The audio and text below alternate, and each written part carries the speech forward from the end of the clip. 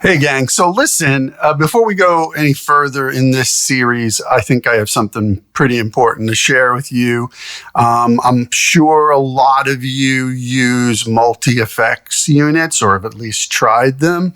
I've owned a dozen or more. I've tried every major one, and I still have a few.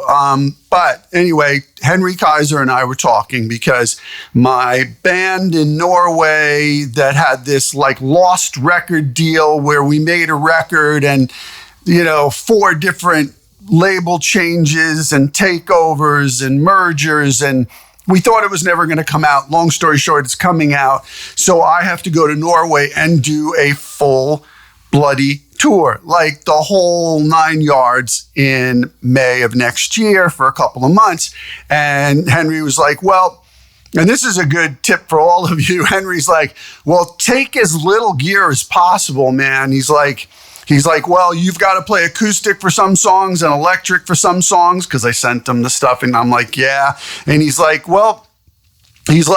just bring one suitcase and fit as much gear and clothes as you can in that suitcase. Keep it under 50 pounds. If you have to, take a wheelie, like a little, carry on for more gear, but like take as little gear as possible. So I was like, yeah, he's right, because with all the airlines and the travel, it's a nightmare. So I was like, what do I do? So the first thought I had was multi-effect units, right? So I started putting all of my multi-effect units through the paces, and I thought I had created something really good. But at the same time, I thought, well, what if we're going to do some recording while I'm over there as well? They want 2 more songs from us to put out a single a couple months after the release. So I'm like, well, what am I going to need that I would normally record with? So at the same time I was doing the multi-effects units, I put together a very small compact pedal board. Okay, here's the problem. After spending days getting all these templates and presets and the multi-effects units and everything sounding, okay, that sounds pretty good. Yeah, I could go with that. Then I wired up the small pedal board, and it was like night and day. Night and freaking day. I'm talking the 3-dimensionality, the width, the depth, the whole bit. It wasn't really any comparison. I know some of my friends in the gear business are going to be mad at me, but it wasn't even close.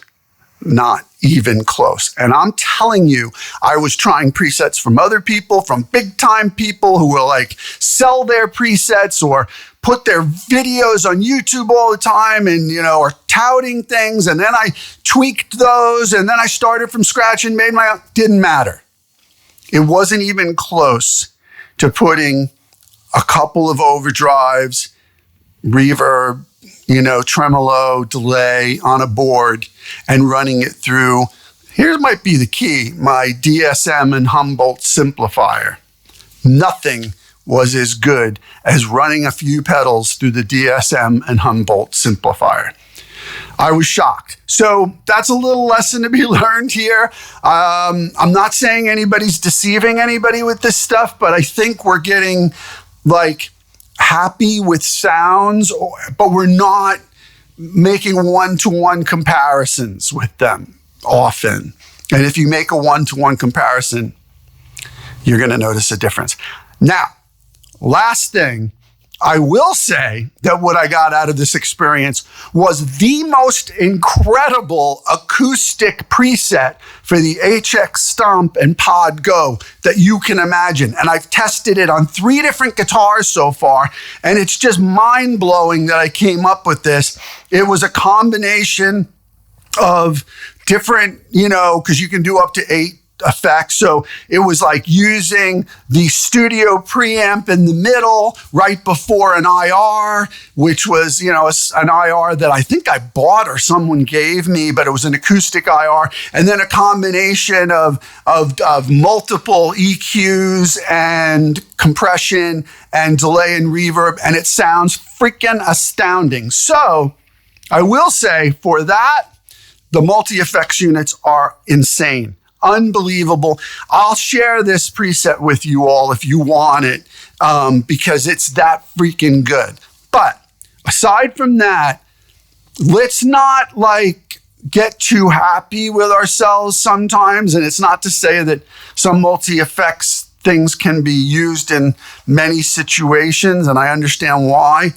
But on a one-to-one comparison, my friends, it didn't work.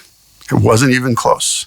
So anyway, that's what I wanted to share with you. I will be back soon with the continuation of this series, and we will talk about multi-effects units down the line in more detail. But that's the report for this week, and then we'll get back to talking about pedal chains and other stuff so that we can make our lives better in sound. Okay? Talk to you soon.